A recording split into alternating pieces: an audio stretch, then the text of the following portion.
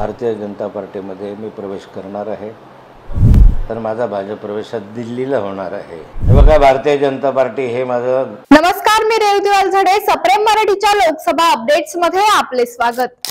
कालपर्यंत भाजपवरती तुटून पडणारे एकनाथ खडसेंची तलवार म्यान झाली आहे आणि राजकीय वर्तुळात कधीही काहीही घडेल हे सांगता येत नाही, याचाच पुनर्प्रत्यय आलाय। भाजपचे मंत्री गिरीश महाजन यांची सीडी काढणारे एकनाथ खडसे हे भाजपमध्ये अचानक कसे समाविष्ट झाले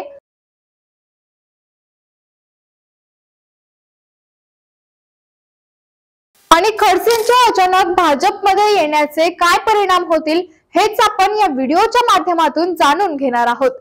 खडसे राष्ट्रवादीमध्ये दाखल झाले तेव्हा ते पवारांचे अत्यंत जवळचे झाले होते।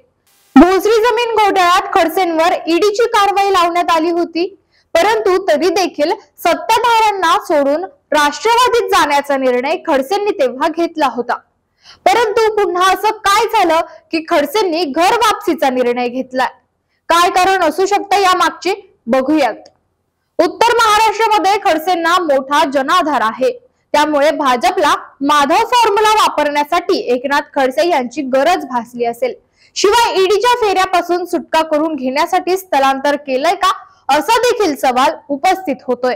एकनाथ खडसेंची झालेली घर वापसी ही थेट दिल्ली दरबारातून होणार आहे, त्यामुळे राज्यातील भाजपच्या नेत्यांना डावलून खडसेंना मिळालेला हा ग्रीन सिग्नल म्हणजेच अत्यंत सूचक मानला जातोय।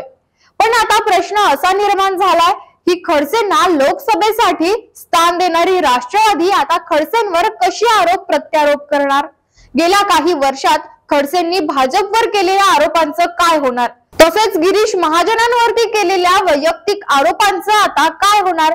तसेच एकनाथ खडसे यांवर केलेल्या आरोपांचं भवितव्य काय असणार? प्रश्न अनेक आहेत, मात्र खडसेंनी अजूनही मौन सोडलेलं नाही। या सगळ्याचा परिणाम नेमका काय होणार याचा अंदाज बांधणे अवघड आहे।